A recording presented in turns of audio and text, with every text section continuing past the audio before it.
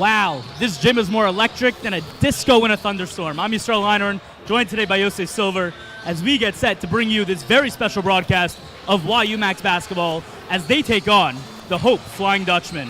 Yosef, what have you seen recently from these two teams? Well, YU's coming off a resounding win against St. Joe's Long Island. They went on the road, and we've seen the Max start slowly recently, but it was definitely not the case in that game. They went on a 25-4 run in the first half, and they had a resounding 101-88 victory. Zevi had 38 points, Max had 37. Overall, it was a great game for the Max. Hope, at the other hand, is coming off a back-to-back where they played North Central and North Park. Against North Central, they were able to get the business done, but then when it came to the game against North Park, they really struggled against the press, and they looked a little bit tired from the back-to-back, and they ultimately lost the game 85-73. Now, who do you see as the key players for this game? Yeah, so let's start with Hope. For Hope, it's going to be number 33, Gabe Quillen. He's 6'9", he's a big presence inside, and the Max are going to have a lot to handle with him down low. As in terms of the Max, it's going to be the guy who's responsible for guarding him, number 52, Dotan Bardichev. Dotan is a 6'6" wing who can really shoot the ball. He's shooting 43% from three this year. He also can really pass. He's one of the best passers on the team, and he's really going to have his hands full with Quillen tonight. It'll be a tough challenge, but I'm sure he's up for it. And finally, what do you see as the keys for the game tonight? Yeah, so the keys are going to start, like we said before, just down low, making sure they get the rebounds, boxing out. We saw against Amherst what happens when the Max get destroyed on the boards. That can't happen again tonight. They got to keep the rebound margin close. Offensively, it's about spacing the floor. If they create space on the floor, they space them out properly. They create lanes for shooters and cutters, and it'll create opportunities for the offense. And thirdly, it's going to come down to the Max playing a full 40 minutes. We've been saying this all season. We saw it against St. Joe's Long Island, but the Max are going to have to prove that that wasn't a one-shot thing, and they're really here for all 40 minutes if they're going to beat Hope tonight. Good, astutely put. You're truly a wizard on the mic, Yosef. Now, stick around, because after this commercial break, we'll have national anthems, we will have starting lineups, followed by incredible electric basketball. Stick around.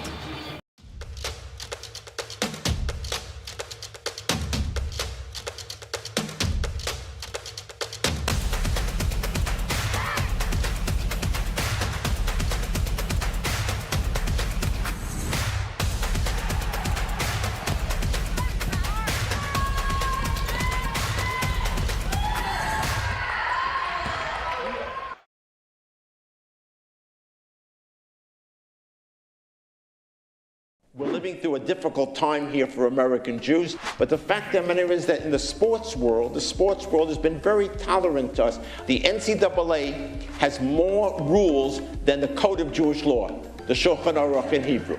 And yet within the thousands of rules, they say that if a team can't play because of religious reasons, we'll defer the game. This is not just a sports story. This is a way of seeing American Jewish history.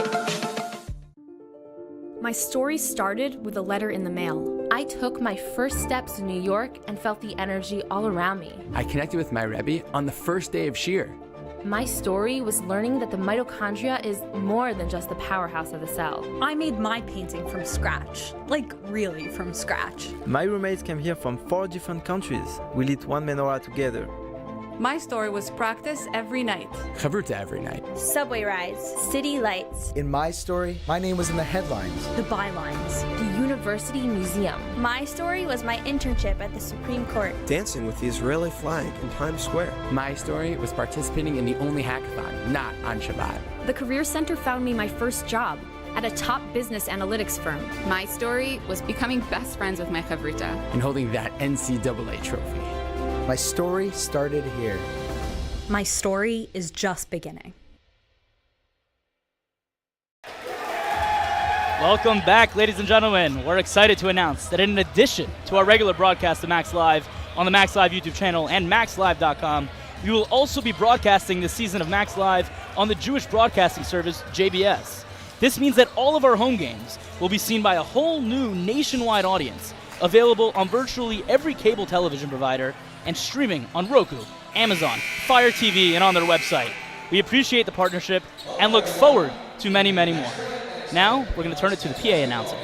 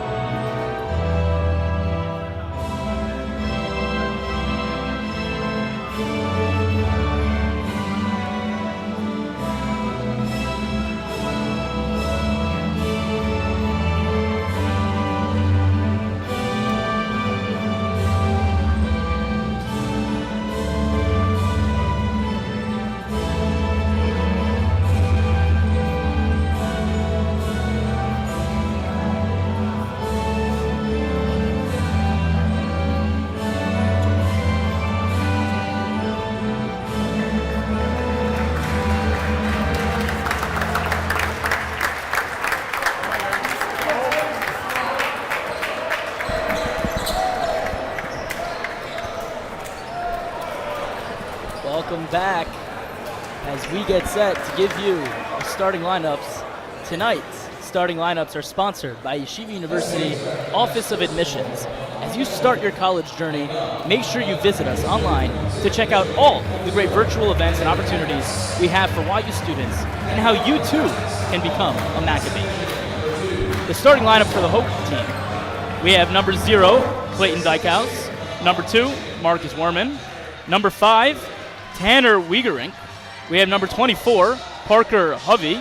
And number 33, Gabe Quillen, coached by head coach Greg Mitchell. Yosef, what stands out to you as I say this list? Yeah, let's look at number 5, Tanner Wiegerink. Tanner's a 6'7" forward. We talked about Gabe Quillen in the pregame at 6'9". Well, Tanner's not too far behind him at 6'7". The Macs are going to have to deal with both of them tonight.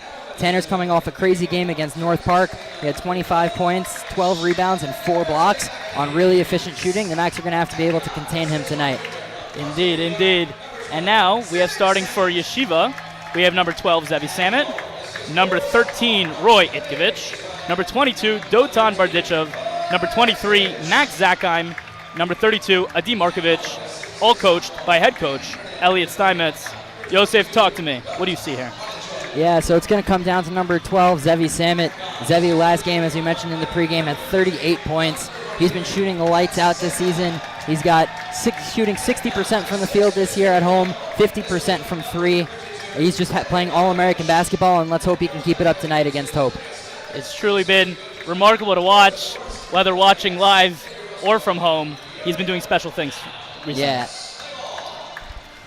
As both teams huddle up right before tip-off, this is set to be an exciting game.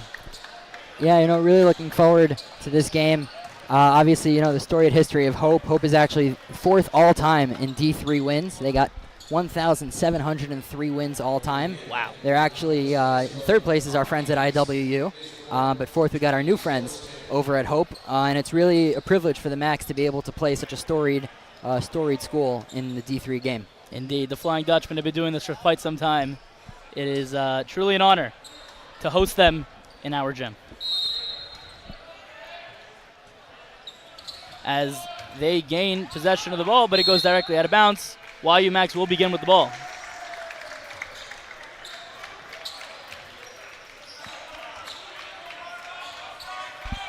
Dotan gives it to Max Zakheim. Zakheim looking to make a play early. A D on the wing.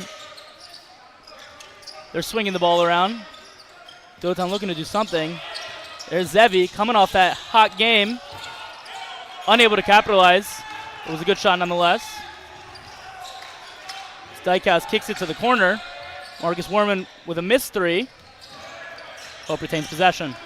That's what we're talking about on the offensive glass. Against these guys, you can't allow second chances. Although Dotan comes up with the steal, although the ball is immediately thrown away. Miscommunication there. All good. It happens to the best of us. We see the Macs do that sometimes. You really got to be able to communicate with each other, make sure to throw the ball in the right place. Indeed. As, a strong take to the hoop, but unable to score. Dotan secures the rebound. Adi taking the ball up. Seen a little bit of a lack of communication. I don't know, it's because maybe the Macs haven't played in almost 2 weeks. But it's been a little bit sloppy in the first minute so far tonight. That could definitely be, but if I know our YU Macs, I know that a sloppy beginning means nothing for the outcome of the game.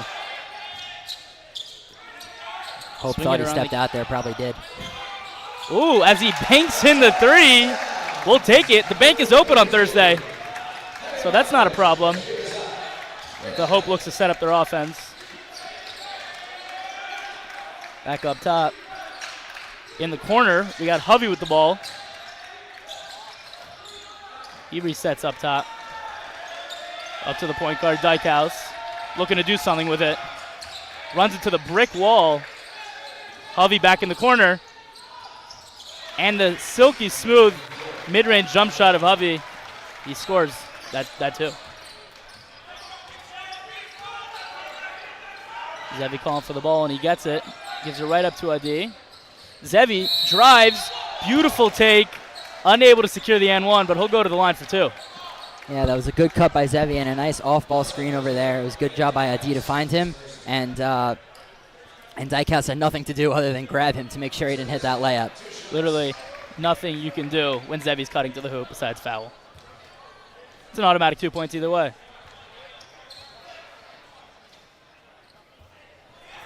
Unable to capitalize on that first free throw.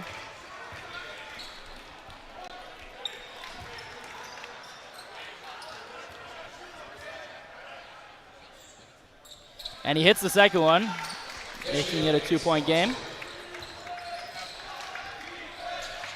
Dykhouse kicks it back to the corner. Down low. That's a foul on the ground on Dotan. Hope will take it out from the sideline. Yeah, it looked like they were trying to front the post over there, but then it ultimately got under him. And Quillen had free lane to the basket. Dotan had no choice but to foul. You know what? In that situation, it's a good foul. As they get it right back into the post. This time, Dotan wins the battle, but doesn't secure the rebound. Ooh, strong, silky, smooth take to the hoop by Quillen.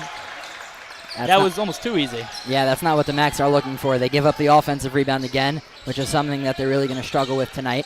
And then you give the wide open lane. And speaking of wide open lanes, it's a nice cut by Zakheim. Beautiful. As Hope is running down the court, Quillen puts up the jump shot, no good, but another offensive rebound by Hope, and he puts it up and in. The Macs are going to have to box out on the defensive end. They're going to have to stop giving up all these second chance opportunities.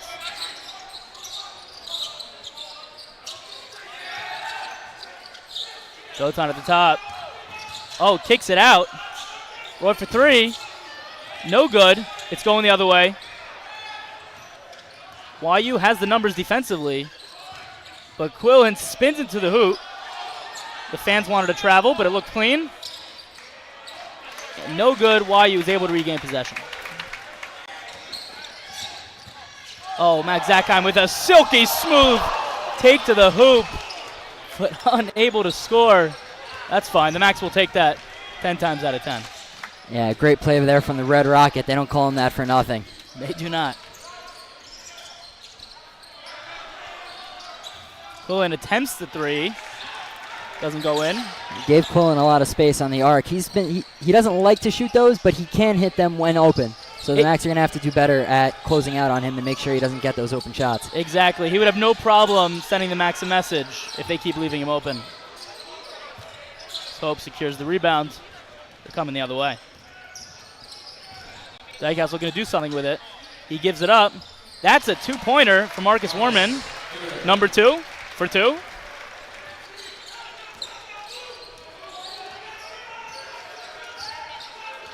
Max setting up their offense.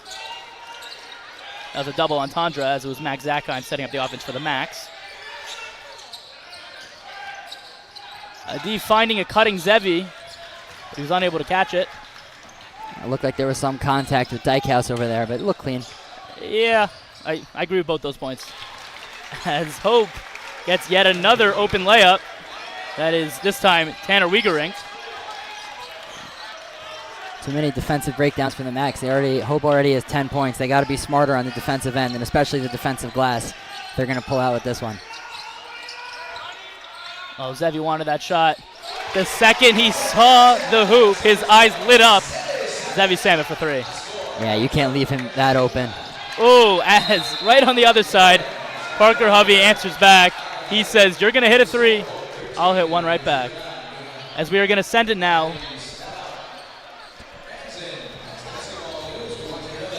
As we are now going to send it to commercial break. Hey Max fans, this is Joseph Gittler, YU class of 1996, founder and chairman of Leket Israel. The skies are reopening, so come and volunteer with us in Israel as soon as you make it here. Please also consider supporting us as you think about your charity. And of course, go Max!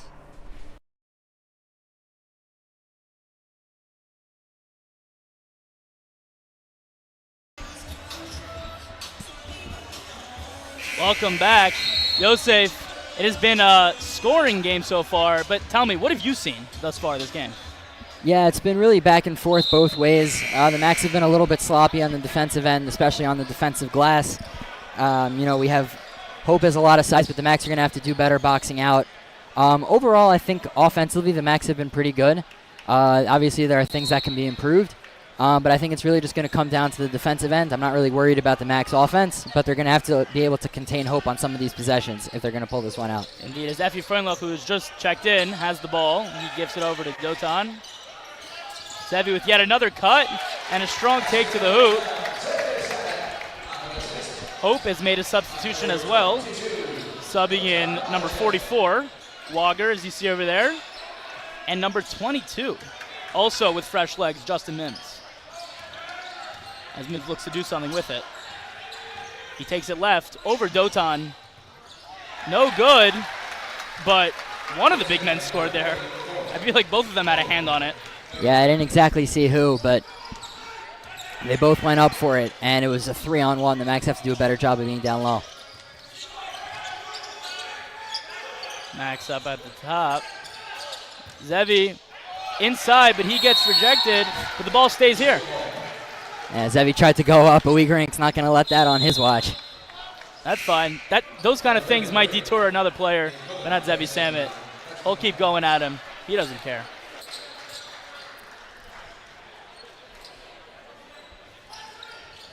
Freundlich with the ball. Kicks it to Zevi. Back up to the top to Dotan. Freundlich shoots it, and he scores! From downtown, that is Effie Freundlich. As Hope looks to do something on the other end with it immediately. That's a three of their own, but it's no good. Now it's interesting. Oh my gosh, we got a fast break. Slowed down by Effie Freundlich. That's fine, he didn't have the numbers. It was a 1-on-5. Dotan up at the top. Takes it to Zevi. Zevi looking to do something with it. He does something with it. He scores! What a beautiful take by Zevi Samet. Yeah, we know the damage that Zevi can do from the outside, but this game has really been doing his damage by driving, cutting in, and that's something we like to see. Dotan is pulling out the big guys out of the paint and leaving the middle open for Zevi to come in. That's just the beauty of having a stretch big on your team. Dotan is able to hit a three-pointer, so he's forcing the defensive bigs to come out.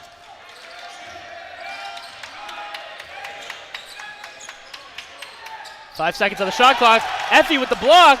It goes out of bounds. The shot clock, however, should be under 5 seconds.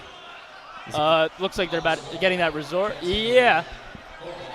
The Max noticed it. Yeah, 4 seconds on the shot clock. Good call, Yisrael. Let's see what Hope could do. The nice block there by Effie Freundlich. Effie, he's really the 3 and D guy. We saw the 3 before. There's the D. He's really good in those. He always comes up with 1 or 2 highlight blocks. He had a highlight dunk last game. He's very exciting, high-flying player. Yes. Should be a big part of the Max. Indeed. As they were forced to chuck up a 3. No good, but an offensive board. And a foul by Adi Markovic, sending Gabe Killen to the line. Yeah, it's another offensive rebound for Hope. I feel like a broken record. But the Max have to figure out a little bit better. Adi going against Gabe Quillen. 6'2" against 6'9". That's not really going to work out in the Max favor. Adi did all he could over there. Indeed. Now, you mentioned you feel like a broken record. Now, imagine how much more so Coach Elliot Steinmetz feels like a broken record. I'm sure he's telling his guys, timeout, timeout.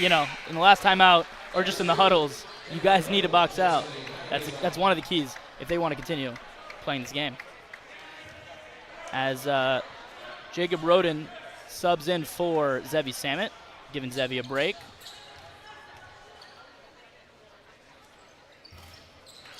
Unable to capitalize on that second free throw there.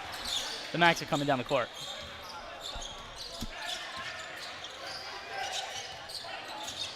Dishes it to Effie. Effie back up the top to Adi. Jacob with fresh legs, running around. Max got it. And the ref calls the ball staying here. That is off Hope. YU Max basketball.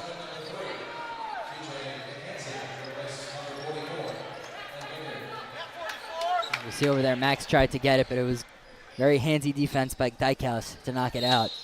That's what Dijkhuis does. He scores and plays defense. Every coach's dream. Oh, he's looking to shoot, but instead he takes it to the hoop, drives, met at the hoop by Quillen. That's fine, kicks it out. Effie back up top, and that is a shot clock violation. No one really, including myself, was paying attention to that shot clock there. It just came at us like a train. Yeah, I think that's on all of us. The Max did not realize how much time was left in the shot clock and kind of got caught off guard over there. That's fine as long as they make up for it on this defensive possession. It's as if it didn't even happen. Sort of. Marcus Warman takes it up the court. They're moving. In motion. Kick it to the top. Beautiful floater. Unable to capitalize. Strong defensive rebound as he gets fouled as well. Is that going to be free throws? No, we're not even close to the bonus. We are fine. They're taking the ball out where they got it. Zevi Samit checks back in, and Dotan checks back into the game. And that's what we like seeing from the Max. Roy there being aware of where the Hope player was and just making sure that he did not get that board. Adi looking to do something with it.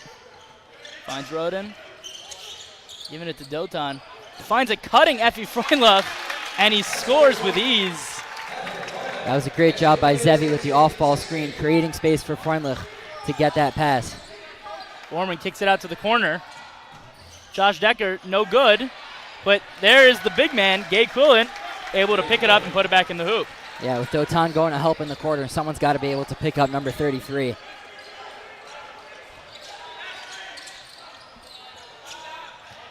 Oh, I was afraid the refs were going to call it.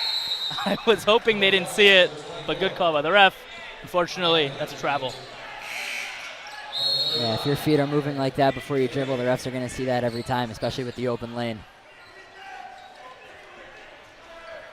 As Hope takes it out from the side.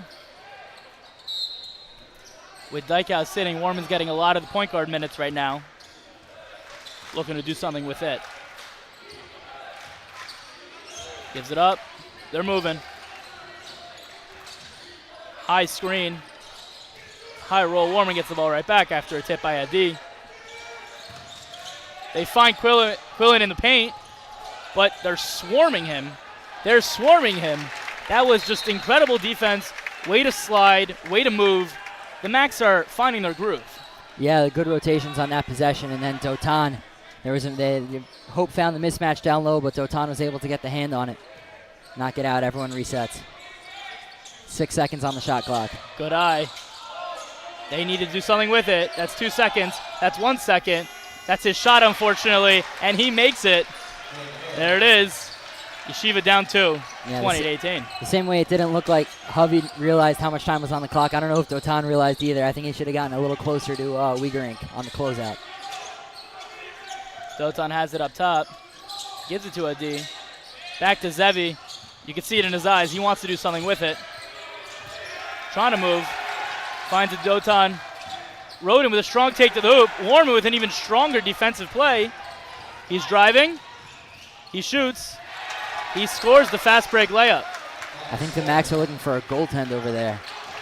Offensive goaltending, right? Yeah, I thought he may have touched the rim. Zevi up top. Gives it to Adi. Back to Zevi. Zevi for 3. No good. Warman with the rebound. Hope going the other way. I don't know if I love that shot from Zevi. We know he's fire from down there, but he had a hand in his face. A lot of time in the shot clock. I would have liked to see them move the ball around a little bit more. Agreed. Although the beautiful thing about how the YU Macs are run is Coach Steinmetz puts a lot of faith in Zevi, almost giving him the green light, and that's sort of what gives him the confidence to make all the shots that he does. But yes, a hand in his face. I do agree. As Dykhouse is back in the game, by the way. Subbed in for Warman. He's looking to do something with it. One-on-one with Zevi. It's good defense. Incredible defense. Strong take to the hoop. Beautiful double clutch by TJ McKenzie. Yeah, it's definitely a good move by McKenzie. McKenzie is actually a receiver for the football team. This is only his second game for the basketball team. Yes, a two-sport athlete. Ooh, as Max Zackheim takes a hard fall to the deck. Yeah, we know Max loves to go downhill. He's able to absorb a lot of contact there and draw the foul. Yes, indeed. But you were saying, Kenzie, two-sport athlete. I mean, that's incredibly impressive, especially playing at the level that he does, both on the football field and on the basketball court. Max Zakheim will shoot 2 free throws. First one's good. We got a little trivia question for you all. How many seasons has Coach Elliot Steinmetz been coaching at YU? Tweet your answer with the hashtag MaxLiveTrivia for a chance to get the answer right. As he hits the second free throw, he's money from the line. Hope coming the other way. Steal by Zakheim. He's coming down. Good awareness by Zakheim to find that pass. Oh, but unfortunately, they pick his pocket right back. They're coming the other way. There he is, McKenzie. That was a hard foul. Unfortunately, he hit the deck hard, but that was a foul indeed. Yeah, we were just talking about how he's a receiver. You can see on the replay. I wonder what his 40 time is because he flew down the court to get there. I would hate to be the cornerback who has to match up against him, who has to guard him on the football field. He would smoke me, leave me in the dust.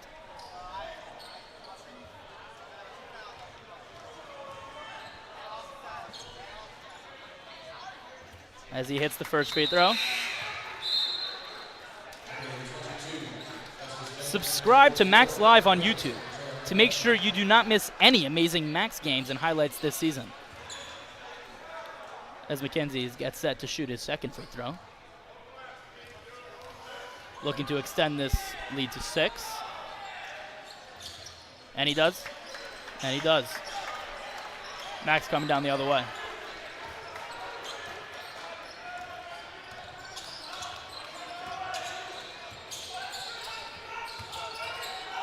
Max moving the ball around. Turnover. We got a one-on-one. Zevi on McKenzie. Good defense on the fast break. But unfortunately, Hope gets the offensive rebound and puts it back up and in.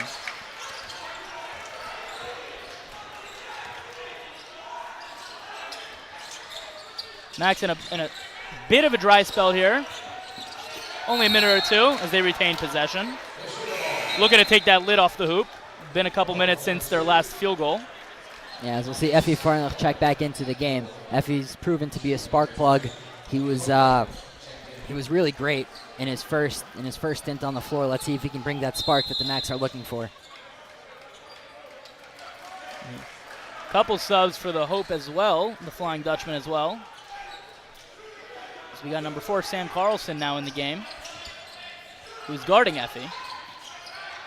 Dotan kicks it up to Max. Effie cutting. Zevi wants it to clear the paint. Is Zevi going to take him dancing? He tries. He shoots. He gets fouled. That's a foul on Tanner Wiegering. And I like Zevi finding the mismatch, trying to take the bigger guy inside, moving him around. Yeah, like we said, Zevi got blocked earlier, but it doesn't affect him. It doesn't faze him. He'll go at you 100 times a game. Even if you block him 99, he doesn't care. Yeah, for sure. And Wiegering even was the guy who blocked him, and Zevi had no second thoughts about trying to take him in. He hits the first free throw. Want to give a shout out here to Ellie Rochelsman, #1 Max fan, watching from home. I just wanted to give him a shout out. Shout out to you. Wow. Okay, as Hope is coming down, trying to set up their offense. They got Warman at the top. Down on the wing, they're looking into the paint. They try to lob it to their big man, and the ref calls no basket, offensive goaltending, offensive interference. Yeah, as we see on the replay, Effie Freundlich really got up there. But if you're Carlson, you can't just grab the rim like that. They're not gonna let that go through. Max looking to do something with it. He passes it to Dotan. Dotan finds a cutting Max. Max scores, hits the basket, and one. And the field goal dry spell has come to an end with a crazy and one. That's a great pass by Dotan and good awareness by Max to find the ball despite pretty good defense by Warman. And he was able to draw the foul, which is something that we know Max is really good at doing. Exactly. Yossi, we talked about for a second how Max was at the top of the key. He was at the three-point line, and within the blink of an eye, he was already in the paint. That speed on the drive was incredible. As it's time, we turn it to the third member of our crew, SJ Tannenbaum. Fans, while Hope is making this exciting trip out to New York City, not every member of this team was able to make it here. Sophomore Carson Sanders, unfortunately, will be having surgery tomorrow on a torn ACL and meniscus. He's not the only Flying Dutchman who couldn't make it, as senior guard and captain Eli Schoonveld also has a torn ACL as well. We wish both of them speedy recoveries and hope to see them back soon. Back to you guys in the booth. Yes, we wish him a refuah shalema. We wish he gets better, has a speedy recovery, as you never like to see a fellow athlete go down. But he looks like he's in great spirits, and that's key. Yeah, you really hate to see the injuries. Wanted to give a quick shout out for Hope also. Number 1, Ethan Crabtree. He's coming off a torn ACL and then a partial tear again in his ACL. So he's still looking to get back for them. Hopefully he's able to recover as well. We wish nothing but the best for those guys. Indeed, as if you haven't been paying attention, the Macs have cut the lead to just a one-possession game. It's Hope ball. Warman at the top of the key. Oh, he's trapped. He's trapped. Ooh. The crowd wanted to travel. The refs called nothing. Yeah, I think that was maybe 4 or 5 steps even. I don't think it was just 3. I didn't want to say anything, but now that you did, as the Macs get called for a foul on the drive. Coach Steinmetz is livid. He's livid. The fans are livid. The entire stadium is in uproar right now. They wanted that travel call. And unfortunately, you win some, you lose some. And to add insult to injury, Dotan Bardichev picking up that foul. He's one guy for the Macs. You cannot afford to have him foul trouble. Especially in a game where we need his height. As Zevi drives to the loop on the fast break and scores. Beautiful Kevin Love LeBron-esque fast break, but right back on the other end. Hope scores. Sam Carlson able to get those 2 points right back. Yeah, good awareness by Max to find Zevi all the way down court, but then you're kind of too busy celebrating and kind of just watched as they were able to get the fast break right back. As Zevi goes for a reverse layup. Max with a steal, looking to do something with it. They have numbers. Not anymore. We're back to a half-court offense. Effie gives it up to Dotan. Dotan finds it cutting Effie. Effie slips it home! Wow, the crowd has erupted, but this time for a good reason. For the second game in a row, another highlight dunk from Effie Freundlich. We've seen him do it pregame, but now this is 2 games in a row, and I believe that this is his first dunk in the Max Stern Athletic Center, and the fans are loving it. The fans are on their feet. They are yelling Effie's name. That was incredible. An and one dunk to potentially make it a tie game. Yeah, besides for the highlight play, it's really a huge moment for the Macs being able to tie this game back up at 30. Let's see if Effie can take advantage. Unfortunately, announcer's jinx takes its, wins, always wins, as they say. But that's fine. It's a one-possession game. It's a one-point game. Hope kicks it into the corner. Back up to the wing. Shoots a 3, no good, but a wide-open offensive rebound. Wow, what a great read. Zakai with Effie Freundlich with the steal. Dotan going the other way, kicks it to Zakai. Going back to that last defensive possession, we saw the Macs come out in a zone. We've seen that from time to time this year. Obviously, the Macs are a more man-heavy team, but the zone really seemed to be effective there. I wonder if they stick with that down the stretch. Well said, as I don't know about you, but it feels as though the Macs have momentum right now, as we have a 3-point attempt. No good by Roy Itkovich. Yeah, couldn't get it to go there. Missed one earlier in the game, but he really can hit those. I have no problem with him taking that shot. As they trap him once again, make him pick up his dribble. 3-point shot contested. That was a tough shot. Yeah, he had 2 hands in his face over there. Was able to shoot it over them. Josh Decker with a fadeaway 3. Yeah, Decker really known for his 3-point shooting. He's almost 40% shooter from 3. I think that shot just put him over 40%. Wow. That's not an easy feat. Roy looking to do something with it. Strong take to the hoop. And they call it travel. Interesting. Okay. It may have been. I'll leave it at that. Let's see if we can find it on the replay.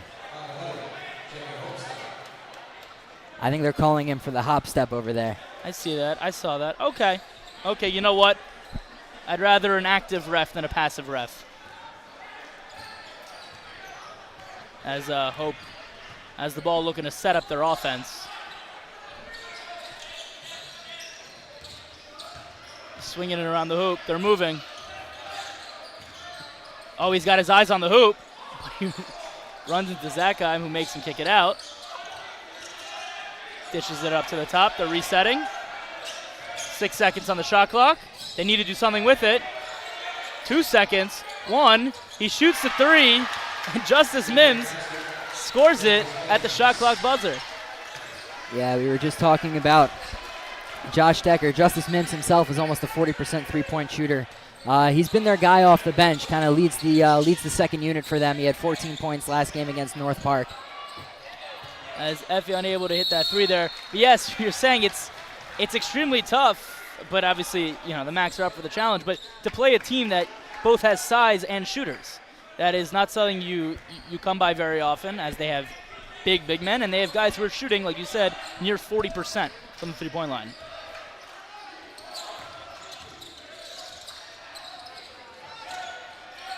Roy playing some good defense down low. A D up top playing the defense. As he picks his pocket, they're fighting for it on the floor. As Hope calls a timeout. That is a timeout.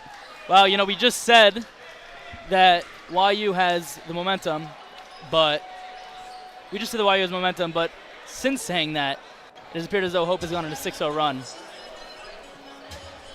We're going to send it back to S.J. Tannenbaum. Fans, next week the Maccabees will be heading to Israel to bring joy and positivity along with AFI, an organization called Athletes for Israel. Usually AFI brings non-Jewish athletes to Israel to give them an opportunity to see the land for themselves firsthand. With the events that transpired this year, they decided it was more appropriate to bring the Maccabees on this trip. While there, the Maccabees will be picking fruit, packing boxes, going to army bases, and visiting soldiers in hospitals. They'll also be playing a game against Maccabi Rishon LeZion, whose roster includes former Maccabees star shooter Simcha Halpert. This will be an incredible experience for the team and will give the Israeli players an opportunity to see their families for the first time since the attacks on October 7th. Stay tuned because we have an interview with AFI founder and director, Mr. Daniel Posner, at halftime coming up. Back to you guys in the booth. Thank you, SJ. That is set to be a very meaningful trip, something that I'm sure everyone involved is looking very much forward to. As right off the timeout, Hope gets called for an offensive foul. Quillen was boxed out and unfortunately didn't have position there. Yeah, tried to go over the top there. If you're Quillen, that's not really the foul you want to take. As long as he's in the game, the Macs are going to have problems with size. No problem. I appreciate it. Thank you. We have a free throw, technical free throw. No, I think it's going to be 1-1 for the Macs, as that's Hope's 7th foul. Oh, good call. That's a 1-1. So that offensive foul has now led to a potential 2 points for the Macs. Yeah, I think the referees initially thought, when they were lining it up, they thought it was an offensive foul, but then they called it a loose ball foul, which would put Adi at the line for 2. Got it.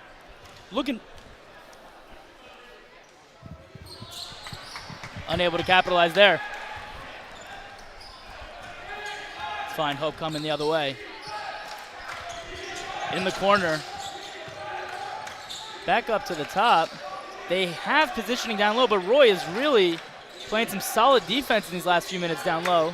Yeah, and it's going to be key for Roy to do a good job on Quillen with Dotan in a little bit of foul trouble. As Hope steps out of bounds, 3-point attempt doesn't even count. It's going the other way. Yeah, if you're McKenzie in the corner over there, you got to be careful of where your feet are. Make sure you're in bounds. Zevi taking it out from the sideline. Zakheim looking to do something with it. He gives it up to Roy. Roy back up to Adi. They're moving. Effie with a beautiful cut with a left-hand layup. No good. Hope coming the other way. They slow it down. They want to set up their offense. It was a good job off ball by the Macs, allowing Effie to get the space to cut inside. That's what they're looking for with this motion offense. There's Roy back down there with the defense. Effie wanted to help, but that left open a shooter up top, but it's no good. Max going the other way. And Max got a little bit bailed out there by McKenzie, but ultimately they're going to have to be able to close out on that better. And that was just a result of trying to help down low. which you applaud the effort. Oh, he wants that shot. He takes that shot. He makes that shot. Just like that, Yeshiva is within 4. Yeah, we saw him try to go from there earlier, wasn't able to get it to go, but he was unfazed, had no problem launching it again, and was able to get it this time. As he gets the steal, Zevi coming the other way. Kicks it out to Adi. Adi looking to make a move. Finds Roy down low. He puts it up. He scores! He has the last 5 points for the Max and a steal, all within the last few seconds. Yeah, it's good to see sometimes when a player hits on offense, he also starts hitting on defense. Let's see if Roy can string these together. As Killen gets called, I believe it was Killen, gets called for, yes, an illegal screen is going the other way. Max have an opportunity to tie or take the lead. Yeah, all the momentum with the Max right now is Coach Mitchell, sorry, not going to take a timeout. It's just a sub, excuse me. And let's see if the Max can take advantage of this possession to either tie or even potentially take the lead for the first time in a while.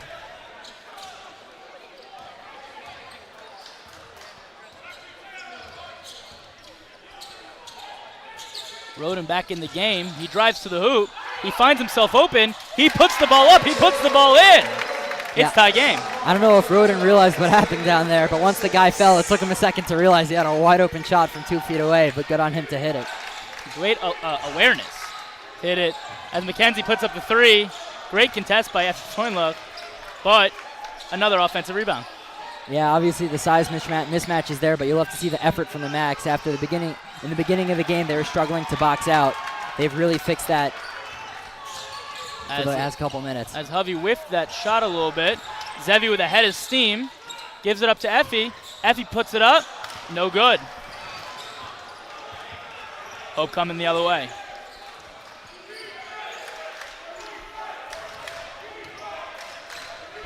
They're in no rush. They have 20 seconds left in the shot clock. Moving the ball around until they find the shot that they like, and they like that shot. Orman, though, unable to score. Offensive rebound by Hovey, and he scores. Second chance points. That's been the story of the game for Hope. Yeah, just as we were giving them praise before, they give up another offensive rebound as the shot clock should be shut off here, as there's less time in the game than the shot clock. But I would assume the Max are going to hold for a last shot here. Unless they get the ball stolen from, as they give it up for an easy layup. Max are down 4 again all of a sudden. Max drives to the hoop. He gets called for the foul. He's shooting 2.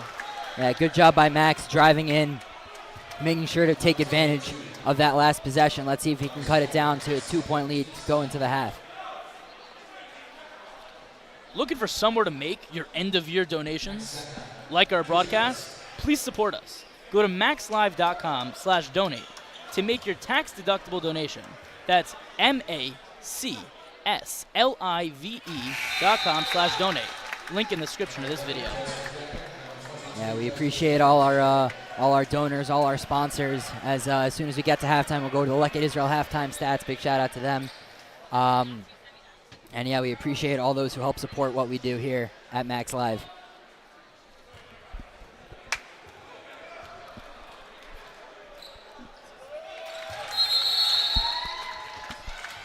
As we got subs coming in. I think the scoreboard's a little bit behind. I'm pretty sure he hit that last shot.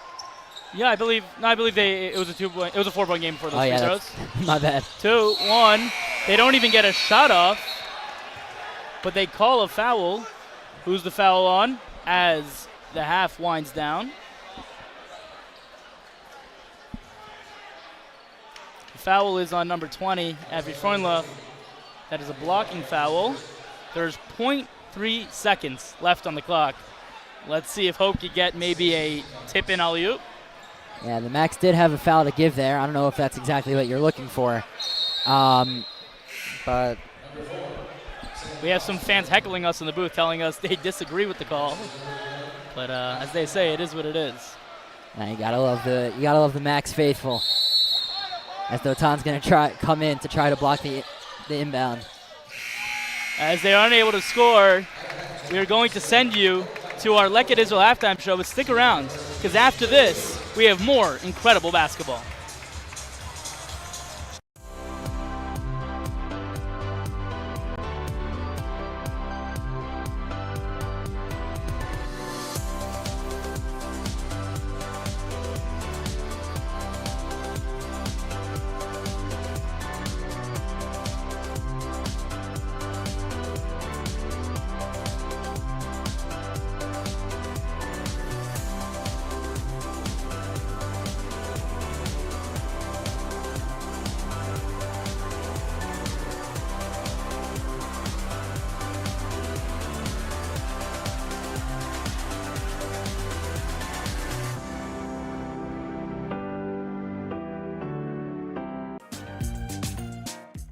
We are all one. There is a big power that holds us together. And it's not only about where you live or what language do you speak. It's all about love, if you ask me. This kind of unity can't be broken. That's why I know in the end we will prevail. And don't forget the kids playing ball, because that's life. That's life. And we're gonna go on living. My story started with a letter in the mail. I took my first steps in New York and felt the energy all around me. I connected with my Rebbe on the first day of Shir. My story was learning that the mitochondria is more than just the powerhouse of the cell. I made my painting from scratch, like really from scratch. My roommates came here from 4 different countries. We lit one menorah together. My story was practice every night. Chavruta every night. Subway rides, city lights. In my story, my name was in the headlines. The bylines. The University Museum. My story was my internship at the Supreme Court. Dancing with the Israeli flag in Times Square. My story was participating in the only hackathon, not on Shabbat. The Career Center found me my first job at a top business analytics firm. My story was becoming best friends with my chavruta. And holding that NCAA trophy. My story started here. My story is just beginning. A lot of the viewers on this show are, to say they're puzzled or baffled would be the understatement of the year, at how quickly anti-Semitism seemed to surge, and also how quickly many of the allies that Jews thought they had in this country vanished. Missing in action.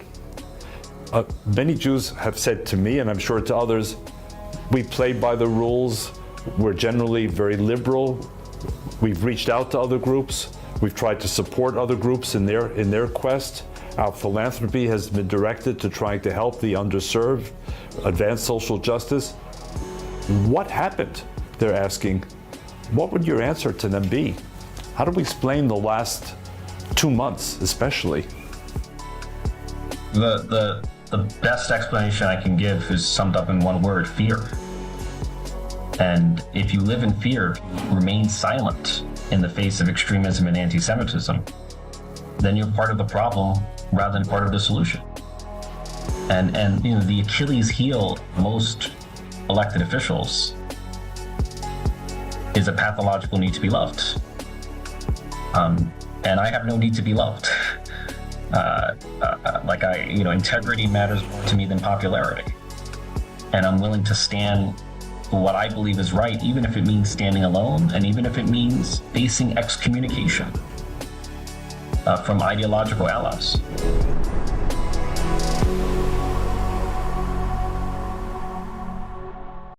JBS, the Jewish Broadcasting Service, with a marvelous array of programming for anyone interested in Jewish life and the State of Israel. News, events, Jewish studies, movies. It's all on JBS, expanding Jewish understanding, celebrating all things Jewish.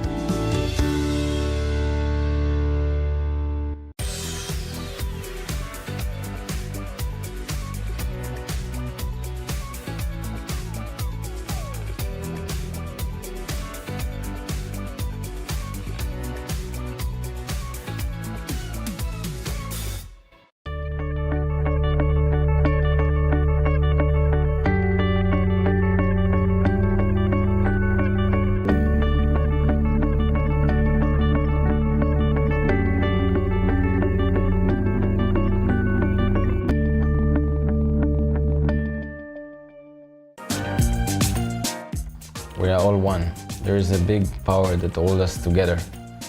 And it's not only about where you live or what language do you speak. It's all about love, if you ask me. This kind of unity can't be broken. That's why I know in the end we will prevail. And don't forget the kids playing ball because that's life. That's life. And we're going to go on living.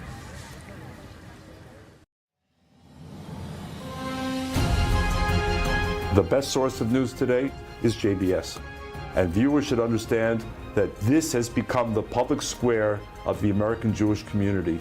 This is where they can get 24/7 information, understanding, analysis, sympathetically, honestly, accurately. JBS should become the address of choice.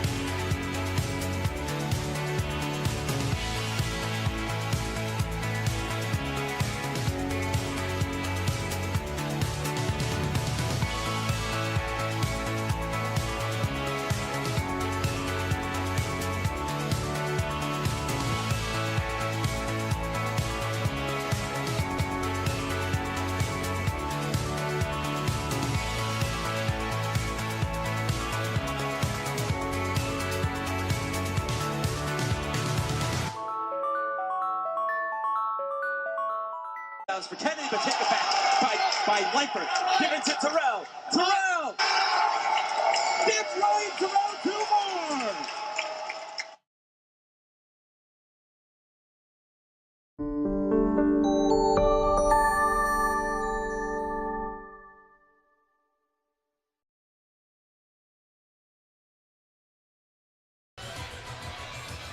Welcome back to this second half showing. The Macs are down 2 of this electrifying game. A reminder that this game is being broadcast by Max Live, as always on Max Live YouTube channel and on MaxLive.com, but also the first time live on JBS, the Jewish Broadcasting Service, a viewer-supported 24/7 cable television channel that celebrates Jewish learning, tradition, history, and culture. We're excited to bring these games to the JBS viewers. Halftime stats are brought to you by Leket Israel. Leket Israel, rescuing nutritious, surplus food for Israelis in need. Yeah, so as in terms of these Leket stats, I want to look for the Macs, for hope. I want to look at their 3 of 13 from 3-point. I think it kind of shows to the Macs how they're, being able to defend the perimeter, which is definitely a good start for them, but they're going to have to be able to defend the interior. As you can see, 22 to 11, the full rebounds, and Hope's got 10 offensive to Yeshiva's 1 offensive rebound. So that's definitely something that's going to have to improve for the Macs if they want to get into this game. And speaking of, it is an incredible honor that we have sitting amongst us in the booth here, the head of AFI. We have Daniel Posner here.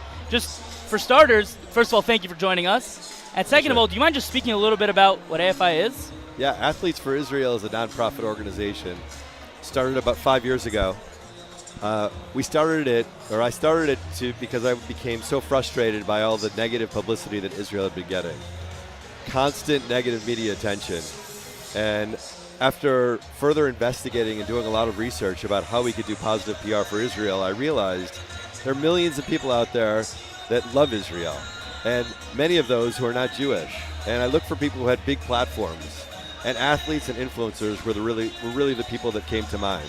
And so that's how we started it. We started bringing professional athletes to Israel, and then it morphed into started bringing major college athletes and major college programs to Israel as well.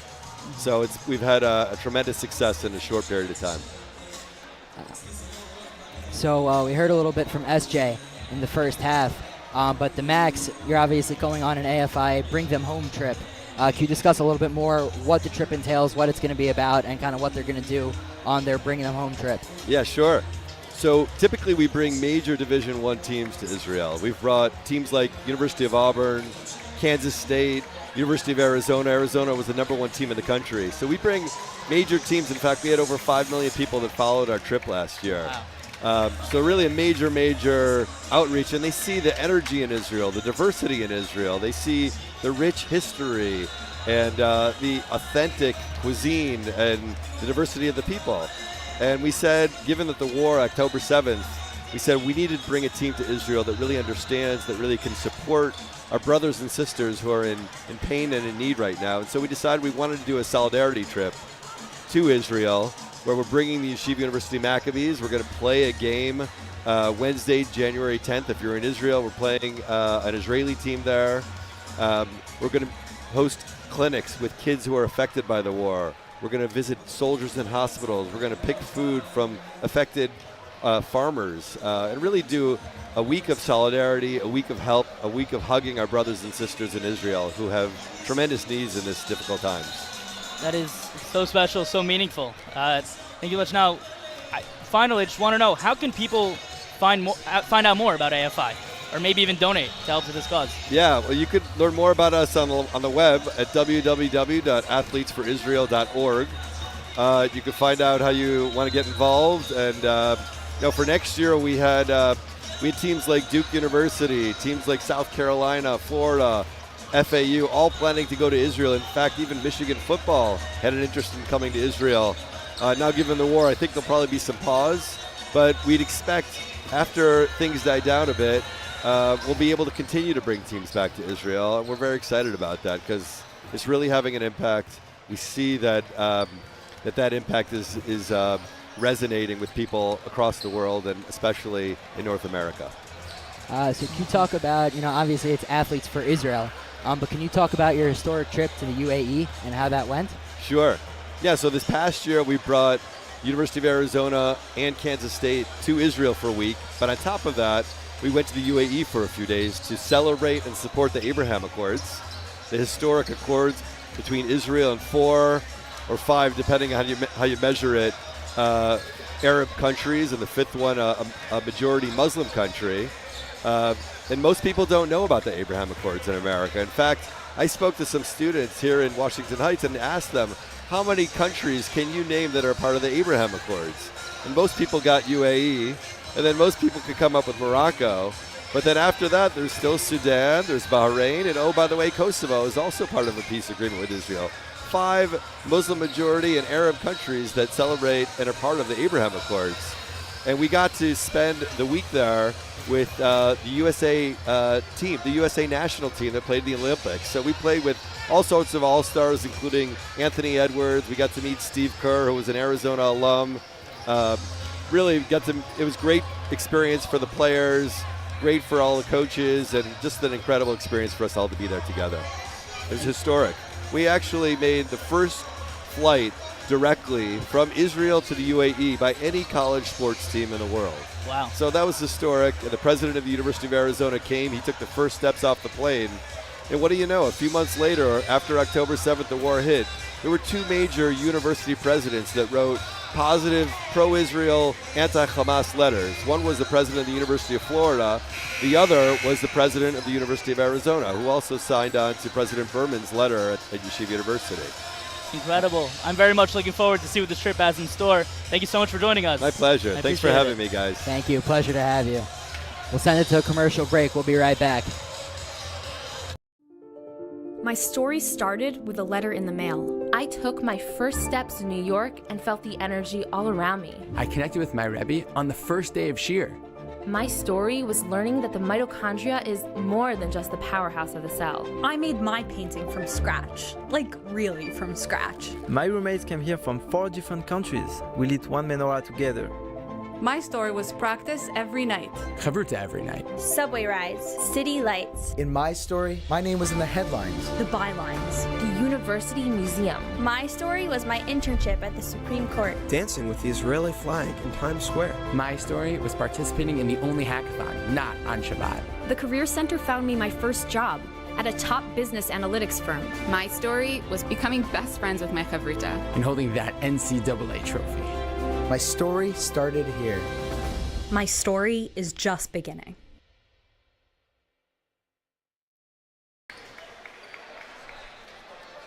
And welcome back. We are back ready to start this second half. Yosef, what did you see in the first half? And what do you anticipate we'll see going forward? Yeah, it was a really back and forth game. You know, a 5-point run here, a 7-point run there, a 10-point run there.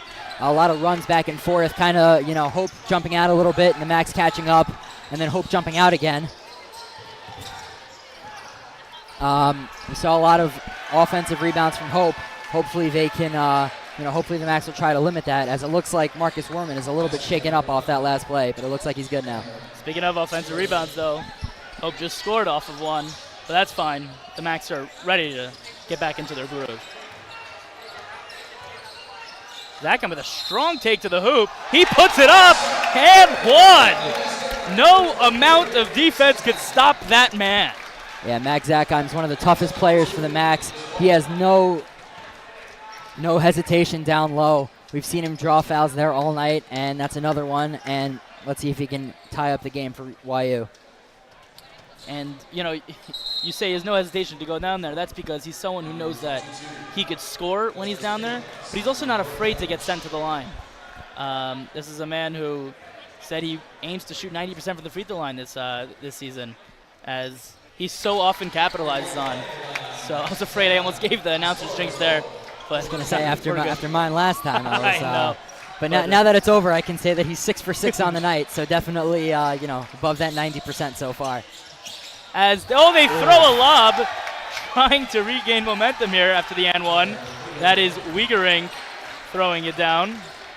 Yeah, they caught the Max snapping a little bit over there, as it was a nice alley-oop for Wiegering. Quick move to the hoop, but he gets blocked off the backboard. We're going the other way.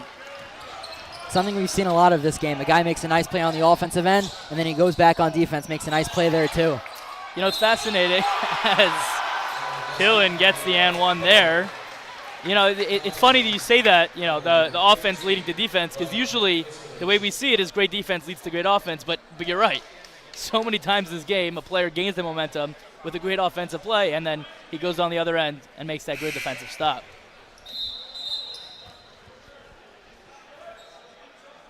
As Hope is already looking to make an early substitution.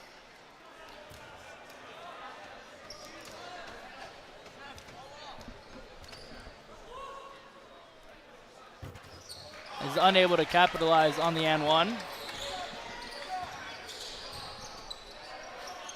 Dotan looking to do something with it. Roy moving baseline. Adi kicks it to the middle. Finds a cutting Adi. Wow, way to draw the foul, Max Zakem. Justice Mims is not happy about that call. Yeah, as we see on the replay, kind of got in the way of that pass. He didn't really like it, but there was contact over there. You know, Zakem playing a prime James Harden-esque role, drawing that foul. As Dotan with a deep three. It's no good. I don't know if that's the shot the Max are looking for, but Dotan really can hit those. He was pretty far out, though. Ooh, beautiful no-look pass inside the paint. And they score. That was sweet. Sweet as apple pie. Yeah, it was good defense by Dotan. He made sure he stayed straight up. Just tried to get in the way of that, but they were able to score right over him. Zevi's calling for the ball, but he moves. Some great movement on offense here. But good cut, but some great defense by Hope. The Max can't really get an open shot, but not a problem for Max Zakem. He doesn't need to be open. Yeah, Max is so good at finding the open space on the floor. Really saw how empty the paint was and was able to find the spot and hit the shot. As he's now guarding the ball handler, but we have an easy missed layup. Max going the other way. Zevi on the fast break. Fumbles it a little bit, but he's back with it. 2 steps. He's in. He gets fouled on the take. And that's another foul that Zevi's drawing. After that first block we saw in the beginning, Zevi has no fear of going in on Wiegering. as that's, I think, the third time we've seen him go in after that block, and it's going to lead to 2 free throws for the Stark shooter for the Max. I like that. I like that.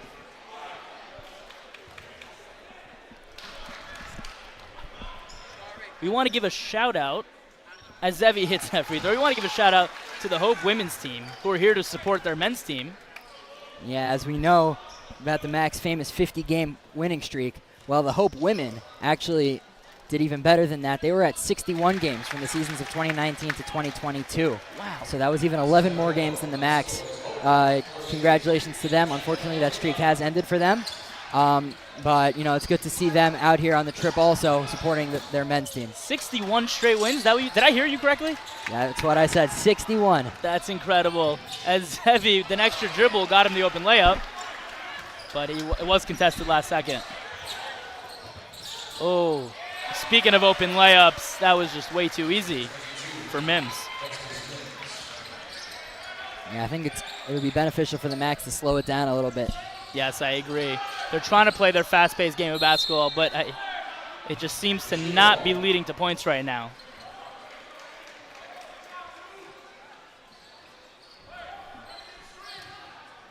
As this will give them an opportunity to set up their half-court offense. Yeah, overall it really hasn't been off. It's a nice off-ball screen by Roy, and the inbound led to a wide-open Max cut. A little bit of vintage Phoenix Suns, 7 seconds or less kind of offense. Quick off the... That was like 0.7 seconds or less. Yes. As Hope gets called for an overcarry, double dribble call. Max will take it out on the side. You know, going back to that point, the problem really hasn't been the Max offense, as they're on pace to put up over 90 points this game. Almost 90 points this game, excuse me. But it's really just been the defense. They haven't been able to stop Hope, and especially on the glass, as we talked about in the beginning of the game.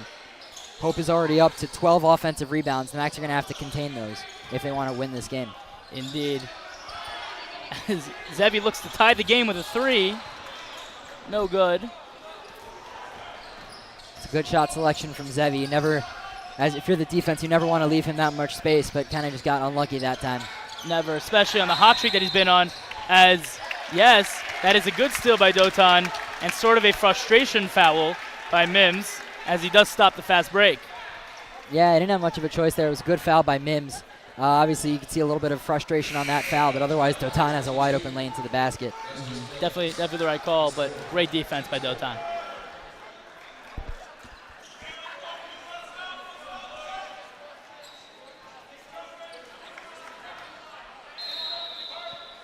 The refs are talking to the coach, Coach Steinmetz. Refs are talking to each other now. I believe they're working on the timing. Positioning of the foul. Very nice. The ball is in. Max are moving, looking to do something with it. Roy is in traffic, kicks it out. Dotan with a strong take. The ball is swinging. Strong take to the hoop by Max Zackheim. The ball gets tipped by number 44, Ben Wagger. Yeah, it was a good ball movement there by the Max. And then Max was able to find the open lane, took the drive. Let's see if the Max realize that there's 2 seconds left on the shot clock. They're going to have to put something up quickly here. This will be fun to see. What do they do with it? They got 2 seconds. And that's not a problem for Zevi Samet. 2 seconds. How about 1? Because that's all he needs. Yeah, it's like what we were talking about in the beginning of the game, spacing out the offense. When everyone spaces out properly, you're going to see a lot of cuts like that by Zevi. As Hillen gets called for yet another foul, this time again as a result of a great box out. Yeah, that's his second over the back call. I think Coach Mitchell's a little upset that when you're 6'9" going against 6'2", it's hard not to go over the back. But ultimately, he's going to get called for the foul, and he's going to have to take a seat here. Yes, taking a seat, as that is his 3rd total foul of the game. But as you're saying, it's so enticing to go for that rebound. I mean, I wouldn't know, as I am not 6'9", but I can only imagine for someone who is 6'9" how enticing it is to go for every single rebound. But when you're boxed out, you're boxed out. Yeah, and it'll be interesting. Hope already has 5 team fouls, not even 5 minutes into the half, with the Max shooting just about 80% from the line this game. Let's see if that factors in down the stretch. And now, free throw shooting, that is just a sign of a well-disciplined team. So it's incredible to see that the numbers they're putting up on the free throw line. As Dykhouse comes down the court, he gives it to his teammate, but the Macs get the stop. We got Zakheim on the other end. He's looking to do something with it. He does. Fast break layup. The Macs have the lead. The Macs have the lead. This is so exciting. It's been a while since this happened. We're going to send it to the third member of our crew, SJ Tannenbaum. Fans, this past week has been a surreal experience for these Hope players. As for many of the Flying Dutchmen, it is their first time ever being in New York City. Yesterday, they went to the New York Stock Exchange and had the honor of ringing the closing bell. They'll continue their trip tomorrow night playing against Lehman College, and they'll close off on Saturday visiting the 9/11 Memorial and then sightseeing all over the city. It's always a great time to see schools like Hope from all over the country come to New York City for the first time and to hear about their players' experiences. We hope they have a phenomenal trip during their time in New York City. Back to you guys in the booth. Thank you, SJ. It is, I sure hope they're having a great time. Now, New York's a great place. Oh, it sure is. Me being from the West Coast, I had this grandiose opportunity to explore New York at the beginning of my first semester here at YU, and there's truly so much that the Big Apple has to offer. As a Lower East Side native and 5 Towns resident, I know firsthand the experience of being in the city. It's a great opportunity. There's nothing like it. All right, as we're getting set to restart this game, it's so exciting. The Macs now have the lead. I feel like it's been a while since we've seen that. Yosef, tell me about that. Yeah, it's their first lead since 3-0 with about a minute into the game. Hopefully this can turn the tide for Yeshiva. Now up 1 with 15 minutes to go. It'll be a close one down the stretch, though. Yeshiva's going to have to put in 110% for the next 14:48 in order to pull this one out. 110% indeed. Dykhouse looking to do something with it. He's been awfully quiet this game, but his effect on the court, I was going to say, goes beyond scoring, but he could also score if need be. Yeah, that was actually only his second shot attempt of the game, but it's really good players who are able to make an impact when they're not, even when they're not scoring. Speaking of impact, Zevi with an offensive board, following his own shot. Zakheim wants to take advantage of the second chance opportunity as he scores the and one. Yet another and one this half for Max Zakheim. Yeah, it's unbelievable for Max. I don't even remember. I don't know if the numbers go that high, how many fouls he's drawn already just by cutting in. Hope is really struggling to figure that part out. They're going to have to contain Zakheim. Well said. I don't know if numbers do go that high indeed.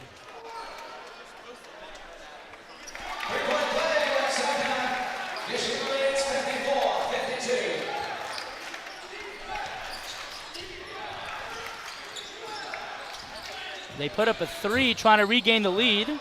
No good. And Hope is going to retain possession. Yeah, that was a nice play by Wagger, making sure, bouncing the ball off Roy. I don't think Roy saw it coming. From this angle, it looked like off the rebound. The ball may have bounced out of bounds, but maybe it's just the angle that I have. As Dykhouse unable to score, Wagner unable to put it back in, but he gets multiple offensive rebounds and scores the and one. Yeah, I don't want to sound like a broken record, but once again, that's the Max not being able to box out, especially once they had the first one. You got to be able to move him out of that space. It's a lot easier said than done. He's a big guy, but still, Max got to do a better job. Well said. Now, we asked earlier the trivia question, how many seasons has Coach Elliot Steinmetz been coaching at YU? I hope you tweeted your answers, and I hope you tweeted 10 seasons, because that is the answer. Want to submit your own question? Tweet it out with hashtag MaxLiveTrivia. And it's been 10 really successful years for Coach Steinmetz at YU. He's really been able to transform this program, whereas 10 years ago we couldn't even dream of playing a team like Hope or Illinois Wesleyan or NYU. Truly incredible that after their recent success, or at least in the years under the auspices of Coach Steinmetz, YU Max have become a prime-time destination for visiting teams. They reach out to Coach Steinmetz. They want to play the Max, something that we couldn't always say for Max basketball. Yeah, speaking to Coach Mitchell pregame, he mentioned one of the things he loved about YU was that their success and just the Max Stern Athletic Center as a whole and the whole environment of playing in YU. Obviously we were ranked number 1 2 years ago, and it's just really a privilege for them to be able to come to us. As that's a 3 by Dykhouse. Dykhouse is heating up. That's 5 points for him already this half. Roy wants the 3 of his own. He shoots it. It's no good. They're coming down the other way. Dykhouse looking to capitalize off his mini hot streak. Ooh, a little fake handoff there.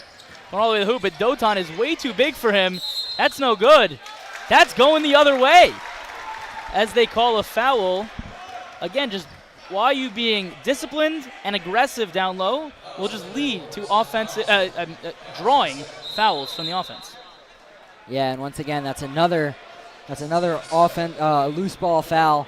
They're going to have to really be careful, and that's why we saw Doton boxing out. That's what happens when you box them out. They get flustered, and we've seen that. That's another loose ball foul for Hope. They're really going to have to be able to figure out how to not foul the Max when they're getting boxed out. Exactly. As he gets set to shoot 1 and 1. He hits the first one. He will be awarded a second free throw.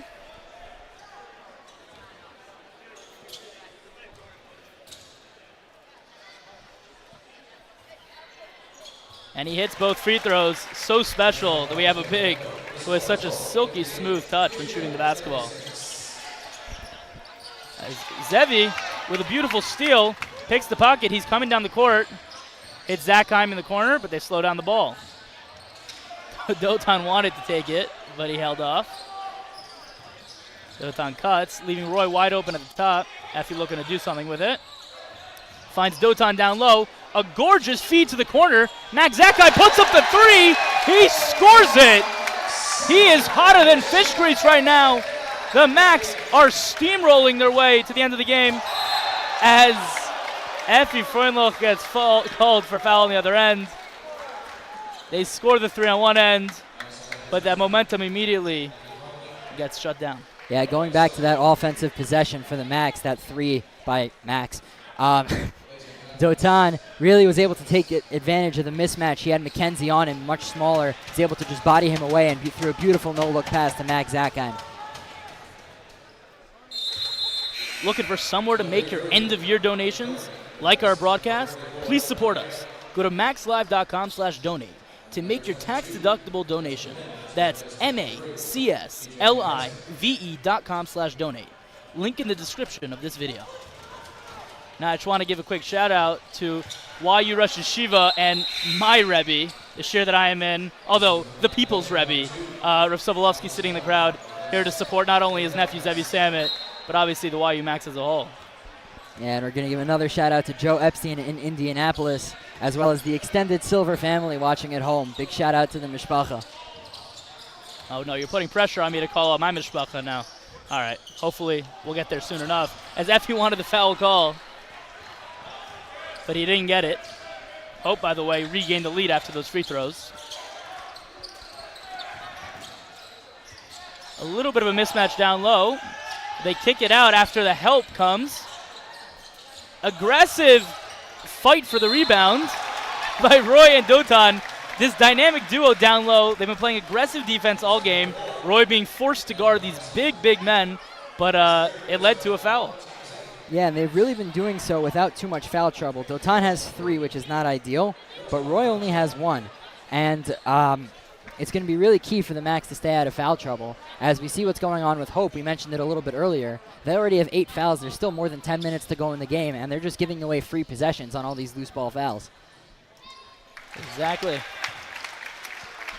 Yeah, no, it's incredibly special that, Roy, someone who is relatively small, is able to play such effective defense down low, as you said, with only just 1 foul so far in the game. Doton hits both free throws, and Coach Simons calls a full timeout. We are sending you now to commercial break.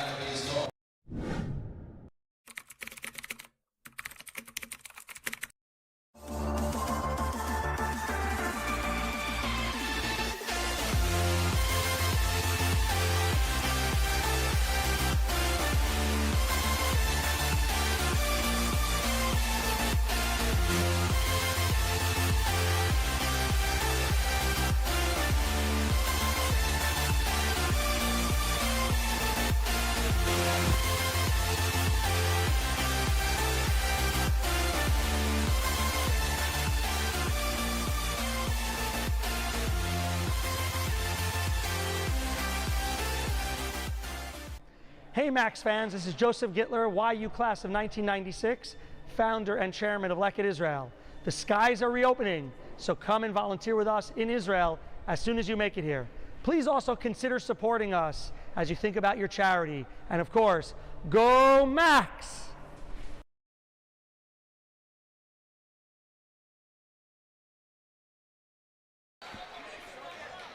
Welcome back to the Max Stern Athletic Center.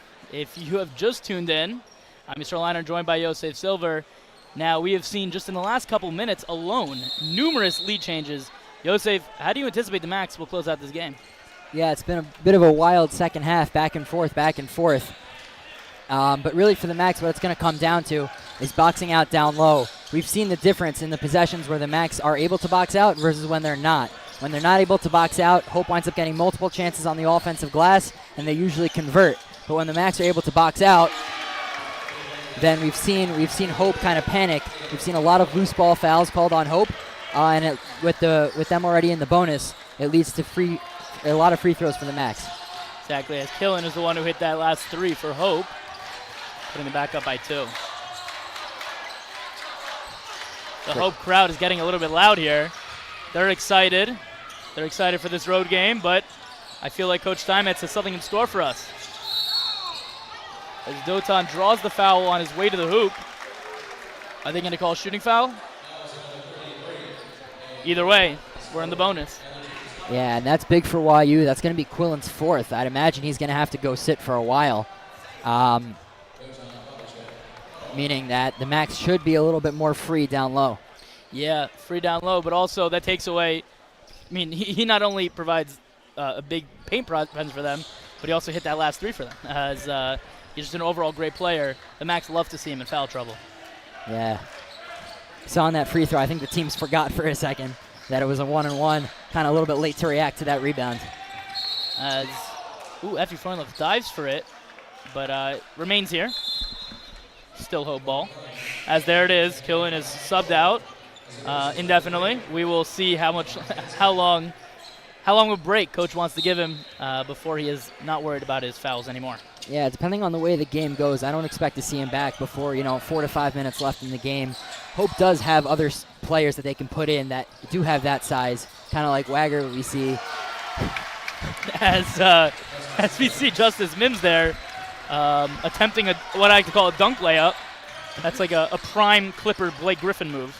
Yeah, it looked like he went into the dunk and then realized he was about 2 feet short. Transition to a layup. But he scored nonetheless as Zevi throws the ball away. Really nice play by Parker Hovey to realize where the ball was and just poke it with his backhand. As they're on I believe it's a 7-0 run right now for Hope. The Max need to get something going ASAP. Hope fans are getting loud. I wonder when the Max fans are going to get into it also. All they need is that one momentum play. The Hope fans are angry at that foul call, but they didn't see it from our angle. Zevi's arm definitely got hit. It was a good attempt on the block, but Zevi will go to the line for 2 free throws. Yeah, and they're coloring it on Hovey. I really thought that was on Wiegering, but it looks like in the official book they're calling it on Hovey, which is going to be good for Hope because you want Wiegering out there. He's one of their best players. That would have been his 3rd. As Zevi hits the first free throw, their first point to end the 7-0 run. And he scores the second one as well. As we got a sub for shooter. Demarkovich subs in for Zevi Santa. Yeah, in moments like these when things are getting a little out of whack and things are not in structure, Coach Steinmetz really loves to look to Adi Markovic as one of the leaders of this team to really settle things down on the court for the Max. He may have taken an extra step there, but they didn't call it. And Mims with the putback layup. Yet again, tall, short, advantage, disadvantage, doesn't matter. Offensive rebounds have been the story of the game for Hope. Yeah, it's right now 17-2 in favor of, 18-2 in favor of the offensive rebounds for Hope. Oh, I hate to hear that. Yeah, not great numbers for Yeshiva. The Max are forced to call a timeout. we are going to send you to commercial break. We'll be right back after this. My story started with a letter in the mail. I took my first steps in New York and felt the energy all around me. I connected with my Rebbe on the first day of Shir. My story was learning that the mitochondria is more than just the powerhouse of the cell. I made my painting from scratch. Like, really from scratch. My roommates came here from 4 different countries. We lit one menorah together.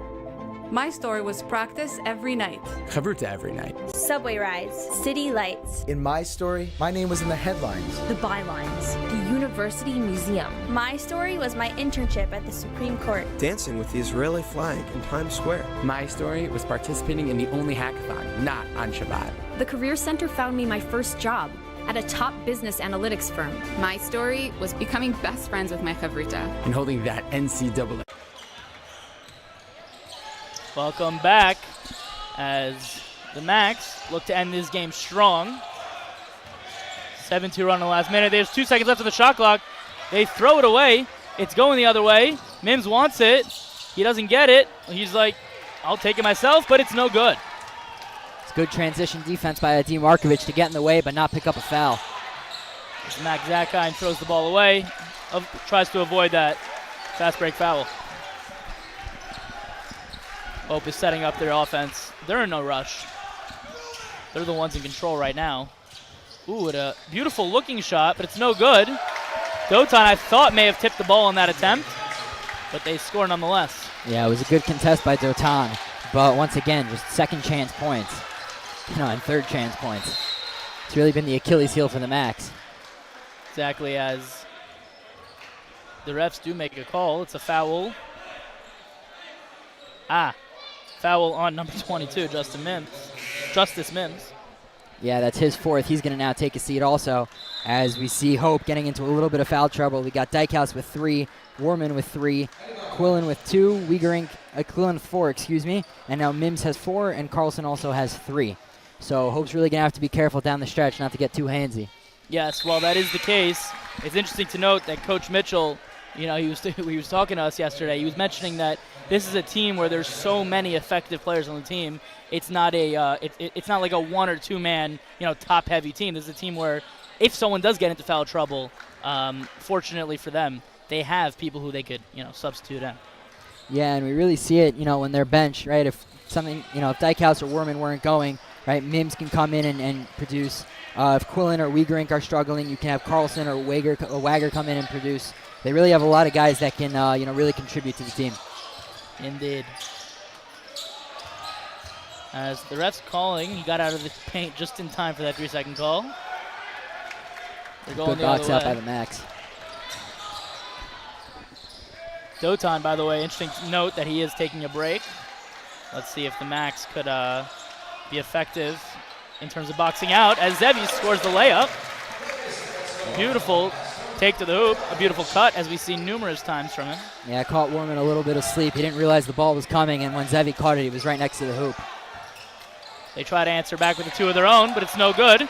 Zakheim's got it, 1-on-1 against Dykhouse. He tipped it. He wanted it to be Hope ball, but it remains YU Max basketball. Yeah, it was a good effort by Dykhouse to get back in transition. It's still going to be Max basketball, but that was an automatic 2 points if he's not there. Yeah, exactly. Great effort. And looking back at the replay, it looks like the refs did make the right call. They set it up at the top.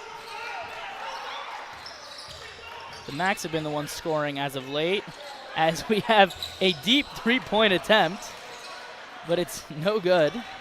That's fine. Roy likes that 3. Roy struggled a little bit from 3 tonight. He's now 1 of 5 from beyond the arc. But I don't really have a problem with him shooting those. He's a 35-40% shooter, and if he's going to be wide open, he's got to be able to take those shots. Exactly. Well said. They're going to need that from him. They might get it. As we have another timeout called by the Hope, we're going to send you to commercial break. We are all one. There is a big power that holds us together. And it's not only about where you live or what language do you speak. It's all about love, if you ask me. This kind of unity can't be broken. That's why I know in the end we will prevail. And don't forget the kids playing ball because that's life. That's life. And we're going to go on living. glimpse into the lives of 5 single modern Orthodox men and women navigating life, love, and religion in Jerusalem in the acclaimed television series from Israel, Traurig.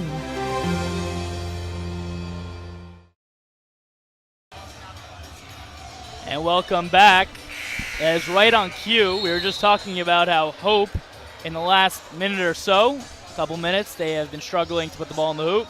Their coach calls a timeout. Coach Mitchell wants to make some adjustments, and they're ready to continue this game. Yeah, with Hope being forced to put Gabe Quillen and Mims on the bench with 4 fouls. It's been interesting to see how they've changed their game a little bit without the big man in there, with some of the reserves coming in. Exactly, as we are now within our final 7 minutes of the game. Ooh, strong take to the hoop, and he draws the foul. What a beautiful foul call, charge take by Adi Markovic. That's exactly what the Max needed right now. We were discussing before Adi Markovic's leadership and his passion that he brings to the game. We see it right there, drawing fouls and things like that.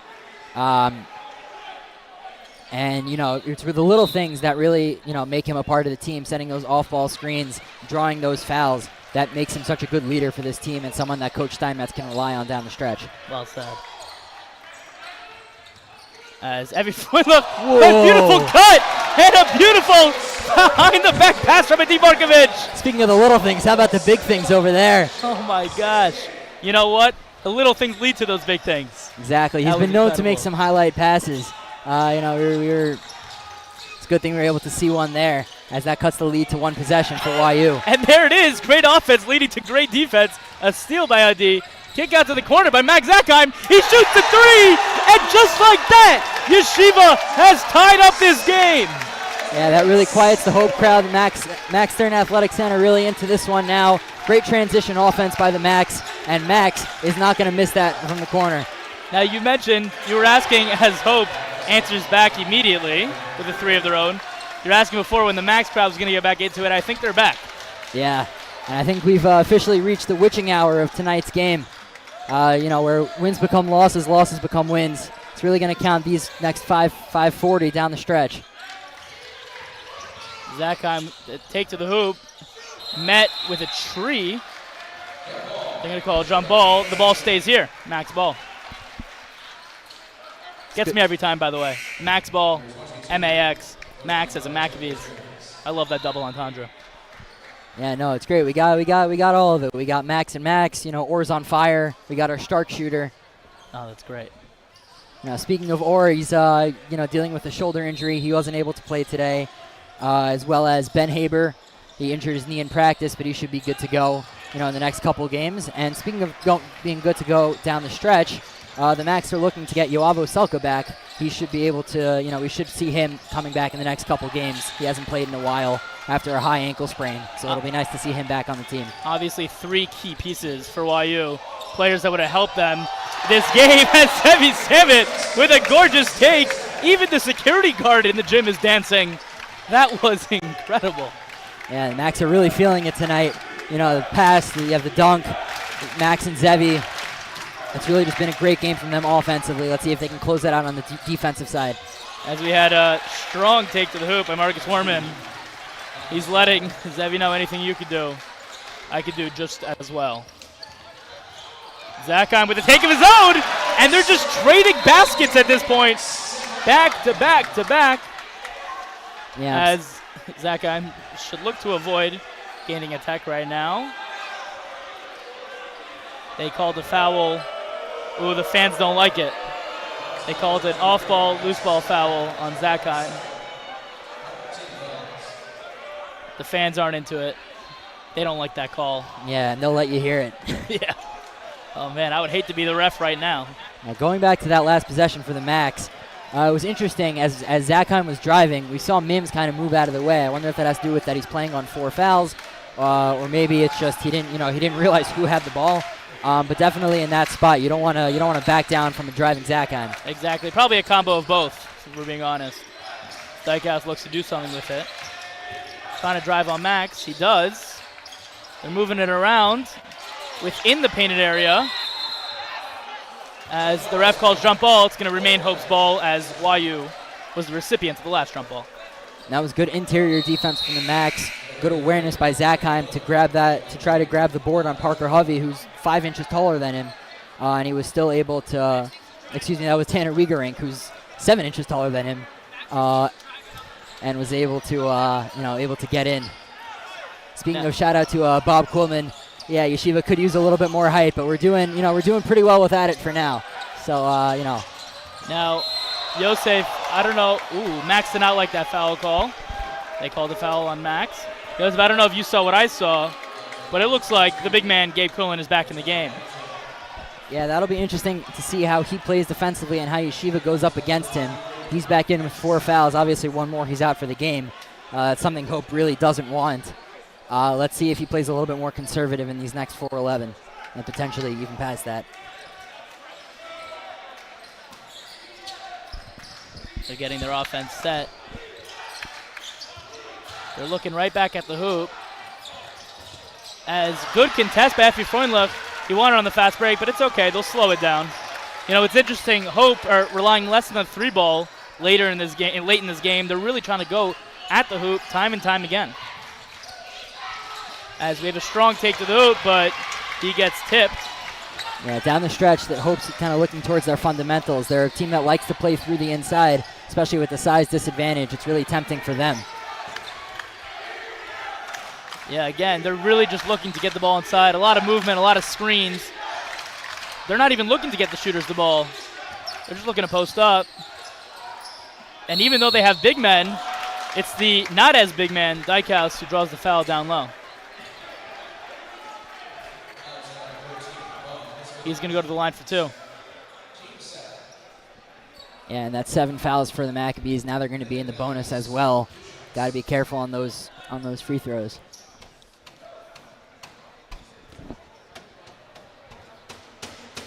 Dykhouse is already 2 for 2 this game from the free throw line. The fans are trying to jinx him, but he makes that 3rd free throw. For behind-the-scenes pictures and content you will find anywhere else, be sure to follow @MaxLive on Instagram.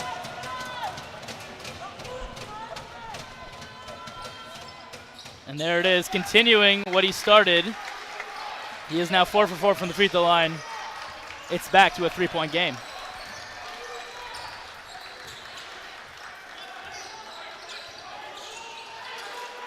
Max moving.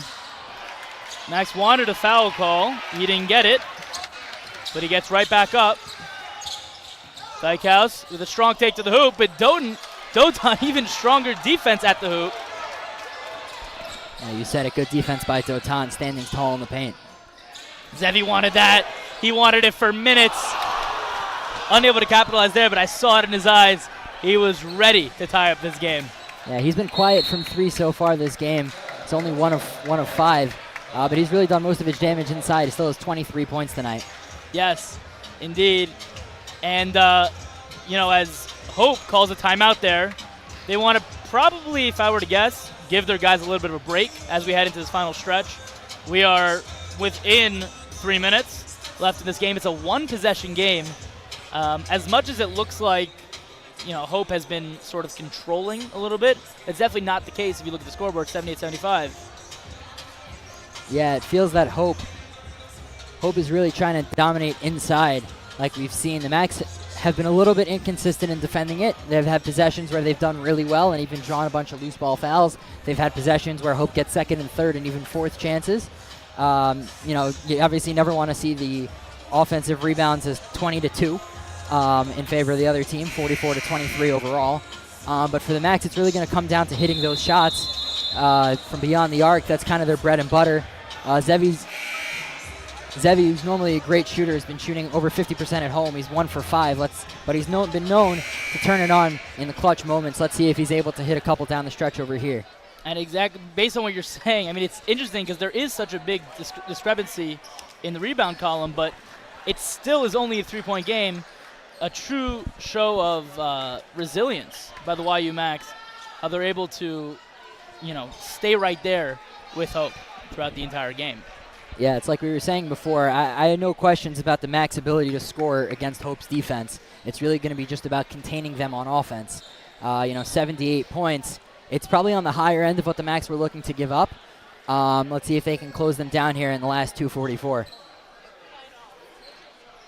As you were mentioning that this was looking like an offensive game, but it has slowly turned into a defensive game. As we come down the stretch, which very often happens. Teams play more aggressively. As we see a bit of a confusion on the court here. Refs are discussing, talking to the assistant coach. Yeah, I think there's a confusion on the amount of timeouts that Hope has left. The officials called an official timeout to see what's going on here. Gives both Hope and YU extra time to game plan, extra time to rest, and get ready for the last 2:44. Exactly. Ironically, trying to figure out how many timeouts you have gives each team sort of a double timeout. Reminds me of that one time Jason Kidd was out of timeouts, and then all of a sudden he asked one of his players, I forgot who, was it Joe Johnson maybe? I forgot, but he told him to hit him, thus spilling his water on the floor. Sometimes it's these little things that can give you the advantage. The famous soda spill from Jason Kidd. Yeah. I probably should have tried to not make it as obvious with the hit me thing in the replay, but it became pretty legendary. Exactly. It worked out for him how obvious he was. Is a true iconic meme in the NBA world. As he's doing great, by the way, coaching the Mavericks nowadays. Jason Kidd has really turned it around as a coach. But we're back from NBA basketball. We're talking about NCAA basketball. Yeah, and speaking of players going to coach their former teams, Coach Mitchell and Coach Steinmetz are both former players for their respective teams. You were talking to Coach Mitchell about it before the game. He said it's really just an honor to be able to have contributed to the team as a player, and now to be able to give back as well as a coach, and really coach this team. The Hope has had a lot of success recently, and he's been able to, he said it's really a privilege to be a part of it. And one quick fact about Coach Mitchell, he is still the leader all-time for Hope in three-point shooting percentage. Wow, is that so? Yeah. Is that so? It's actually a little interesting to see his guys be so interior dominant, like we see with Steve Kerr and the Warriors, that they like playing from the perimeter. Steve Kerr known for his three-point shooting, but Coach Mitchell, if anything, it's the opposite. His guys play inside, whereas he was that three-point shooter. Well, that's part of what makes him such a great coach. He had a way of basketball that worked for him, but if it won't necessarily work for his current team, he's able to adjust like that, and that's exactly what he's been doing, right? Yeah, yes, he loves to go for the three. That's what he did in his day, but if his team has a height advantage, he knows and he's willing to change up sort of what he sees as the ideal brand of basketball. Yeah, and that's what good coaches do. They're able to adapt to the circumstances and really make sure they're getting the best out of their personnel. As we still have Coach Steinmetz talking to the refs here. They're still trying to figure this out. Sometimes you'll have a mishap at the scorer's table and it doesn't matter so much. But as we see, 3-point game, 2:44 left on the clock, every single thing matters. Everything is going to matter, and that's why they are being so particular, so medaic about this correction here.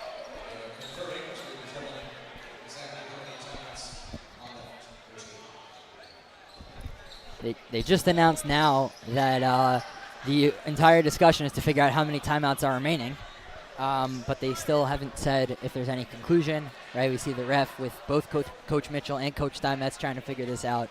I don't think we've ever seen this take such a long time to figure out how many timeouts there are. Maybe they should, watch our stream, count them back.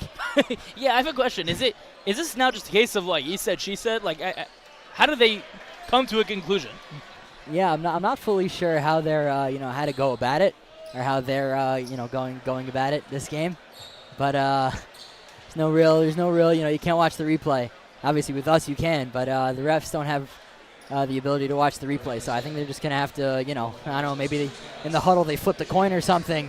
But either way, exactly. Looks like it's almost settled. Right. The refs don't have the luxury like you do at home to be able to watch on MaxLive.com or on YouTube or on JBS or any of the streaming platforms that the game is being streamed. But we are back, ladies and gentlemen. And they both teams look like they have fresh legs. You know what? Maybe that was a blessing in disguise we're going to see some exciting basketball here in the last 2.5 minutes. They're looking to get it back inside. They do. Zevi Samit with a great defensive play. He tips the ball, thus forcing a missed layup. That was a great shot contest by Zevi. We've seen him and Wiegering go back and forth all game. We had that block in the beginning, but Zevi's really been the guy who's taken advantage ever since. That guy brings it back up to the top, tries to slow it down. Dotan takes it to the hoop. Strong take, unable to capitalize. I don't love that take from Dotan, a 3-on-1. There were other guys open. Obviously, couldn't get to them, but if you do, quick passes, probably could have found an open man. Fine. Part of it is you learn from your mistakes. Hopefully, YU will do something a little more productive on the next run down. As Hope looking to get right back inside where they feel comfortable with a spin and score by Gabe Quillen, this is why he's in. This is what he does. Yeah, it was a nice fake by Quillen. He faked right, went left, and had a clean lane to the hoop. As now it's a 2-possession game with just under 1.5 to go. Zevi's got it up top, looking to do something with it. He doesn't like that the Macs haven't scored in a while. He sees the hoop. He sees daylight, and he scores! Brings it back to within 2. From the beginning of that play, Zevi wanted to take the shot. He knew he was going to make it. It was just a matter of time before he got to his spot. Yeah, we were discussing before how Zevi Samit really, when it comes down, when it gets down the stretch, he really can be that clutch shooter. We saw he wanted to take that, he wanted to take that shot in the beginning. He wanted to have the ball in his hands, but he was able to have the discipline. When the shot inside wasn't there, he didn't take it. He waited for that open shot, and that's going to be the key in this last 111. When you're down, especially when you're down, as the game is ending, you really need to make sure you get the most of every possession, and you got to take the best shot that you can get. Exactly, and that was just a product of him getting the best shot. Was a product of just incredible off-ball movement by Zevi, incredible ball movement by the rest of the team. And again, they say basketball is so much obviously skill-based, but it's also so much just mental-based. And we know he has the skill to make the three, but when he is locked in like that and he knows he wants the three and he has his eyes on the rim, there's almost no one who could stop it from going in. Yeah, he's really a determined player, is Zevi Samit. And it's a key point for the Macs running the motion offense. It's really all about mental. We talk about the system a lot and how it can take players time to adjust to the system.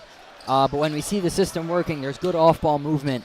There's good, guys are getting open, they're hitting their shots. That's really what the offense is made for, that motion offense, that YU signature motion offense. Exactly. But that's really how they take advantage. Exactly. Now it looks like the lineup they're going to go with for the end of the game is their starters, but with Effie in. This is going to probably be the lineup to end the game. Let's see how the Macs are able to close this one out. And on the flip side, it looks like Hope's got their starters back in as well. Both teams under a minute remaining. 1-possession game. A great spin, and he lays it up and in. It is now a 2-possession game. Yeah, that's not what the Macs were looking for. They took a lot of time off the clock, and then ultimately were able to hit the shot. Macs may want to hurry here to get a 2-and-1. I don't know why they're taking so much time. As they kick it out to the top, Zevi's coming around. Yeah, 10 seconds left on the shot clock. He's clearly the guy they want to shoot here. And he's the guy who wanted to shoot here. They probably could have got a better shot, but there wasn't so much time as they were forced to foul. And due to the bonus, they're sending Hope to the line. Yeah, really a questionable possession there for the Macs. Kind of just stood around not doing much for the first half of the possession. And then Zevi took a really contested three. Kind of had no shot of going in. Not great effort on the rebound. And now they're forced to foul. Foul was called on Zevi. That's only his second. Hope's still in the 1-and-1. So if they miss a shot, the Macs are going to be able to go down, only down 4 points. Exactly. Right back where they were just a few seconds ago. But unfortunately for the Macs, he does hit the free throw. That is Wiegering, who was giving them problems all game. But that's fine. 5-point game is nothing when it comes to YU Macs basketball. He hits both free throws. It remains a 2-possession game. Macs are looking to probably take a 3 here. but really they're going to get the best shot that they can get. And in this case, it's a strong take to the hoop by Max Zakheim. And the foul's going to go on Dykhouse. That's his fourth. Zakheim to the line for 2. Let's see if he can really convert for the Maccabees. Cut it down to a 4-point game. You know what, impressive with how many guys that Hope has in foul trouble.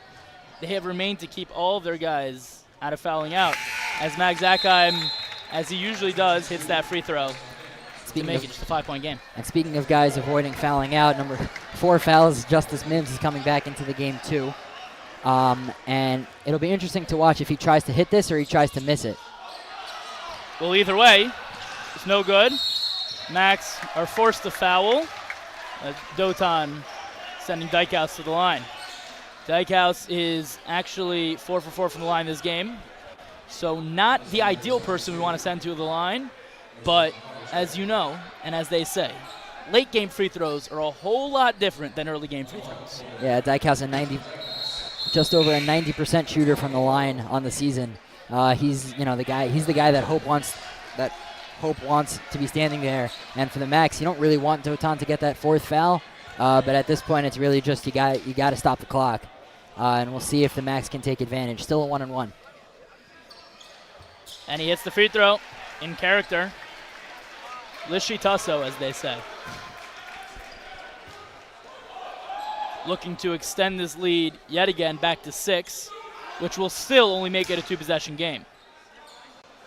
You notice they're probably not going for the rebound. They're going to set their defense up and ensure that the Max don't hit a 3, but that's exactly what the Max are looking for. Zevi's going to shoot this deep 3, and it's no good. Effie with the offensive board, also no good. Hope is going to run out the clock. No, they are not. We got a foul call. This game is not yet over.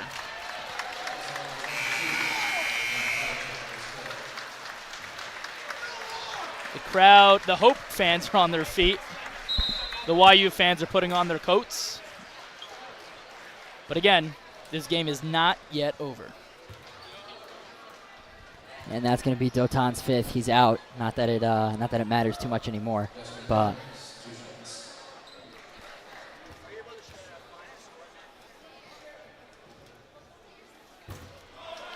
he doesn't hit the first one, but it's not a 1-on-1 anymore.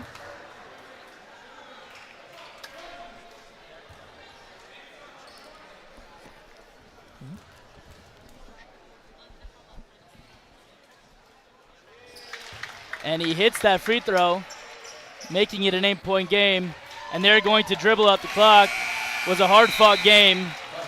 We will reconvene right after this short commercial break. Stick around.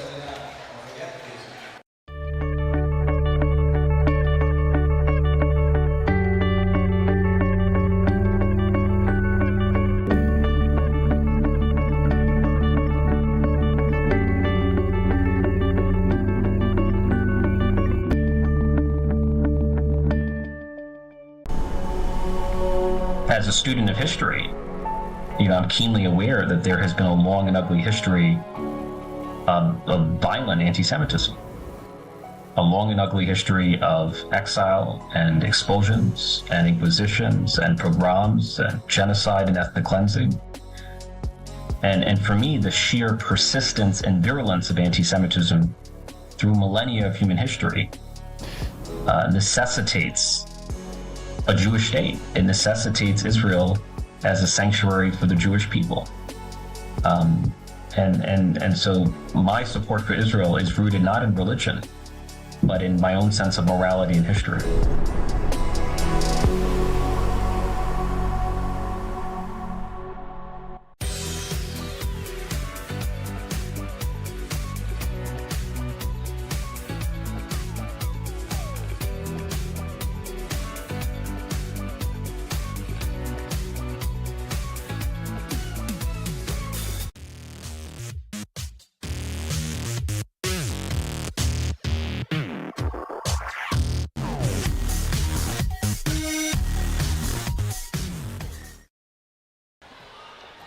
Welcome back. It was a hard-fought game, but unfortunately, Hope bested YU 87-79. We want to thank our partners. A special thank you to JBS, our new television partner that is working with us to deliver Max Live to a nationwide television and streaming audience. Yosef, talk to me about this game. What did you see? Give me your analysis. Overall, it was a really entertaining game, really back and forth both ways. Ultimately, the thing that, the Max Achilles heel was the offensive rebounding. If you lose the offensive rebound battle 20-3, it's not going to go well. The Max didn't shoot the best from three-point range. They were 7 of 20, which we usually see them a little better, but that wasn't necessarily the issue tonight.